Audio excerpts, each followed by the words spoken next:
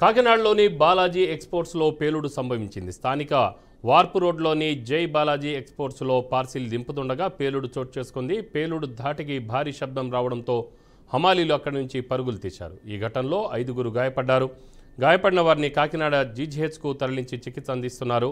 జిల్లా ఎస్పీ బిందు మాధవ్ ఘటనా స్థలానికి చేరుకొని ప్రమాదంపై ఆరా తీశారు.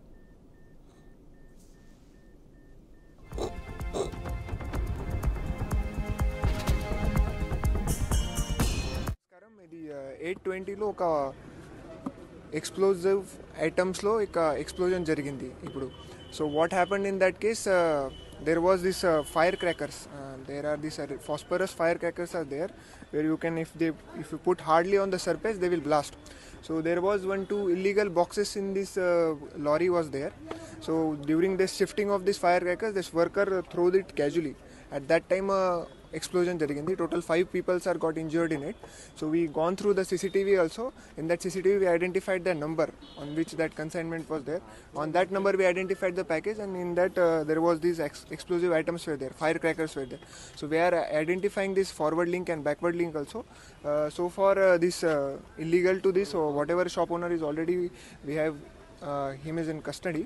So we will see the forward and backward link of these items, and for now though we have already seized these 2 boxes. For now there is no immediate danger, so we will forward it to you if any kind of investigation is there. Sir, who is the owner, sir? Owner, who is the what is the name of his owner? Balaji Traders. Transport name, sir. Yes, sir. Goods model. Goods owner mein to actually we are identifying the forward and backward link from where that packet originated. So it is originated from Hyderabad. So we are also identifying that package from where it is originated and how it is without any proper documentation they were traveling it. So we are also booking that case also. Such rape of documents, such rape of goods, you have to transfer, sir? No, you can transfer the flammable object, but they required one permission. Safety precaution. Safety precaution and permission is also required. They don't have that permission. So we are. మేము జయబాలాజీ ట్రాన్స్పోర్ట్లో చేస్తుంటారు. వచ్చినన్నా 8 గంటలకు వచ్చామండి. 8:15 కల్లా తాళ్ళు బండి తాడింపేసి తాడు చుట్టేసిన తర్వాత సాల్తీలు దించుతుండగా సాల్తో ఒక పెట్టి తీయించాము. మాతో దయ్యప్రాజులను పెట్టి దించాం కిందకి. ఆ దించుతుండగానే ఆ పెట్టి తీసి పక్కన పెట్టేసి మమ్మల్ని స్లోగా పక్కన పెట్టాము. పెట్టిన వెంటనే మేము ఎవరి మట్టుకాలు వెనక్కి తిరిగి పని చేసుకుంటున్నాము. ఆ పెట్టి పేలిపోయిందండి. అందులో 5గురికి గాయాలు బాగా జరిగాయండి. ఇద్దరు పర్వాలేదండి. బాగా విపరీతంగా 3గురికి గాయాలు జరిగాయండి.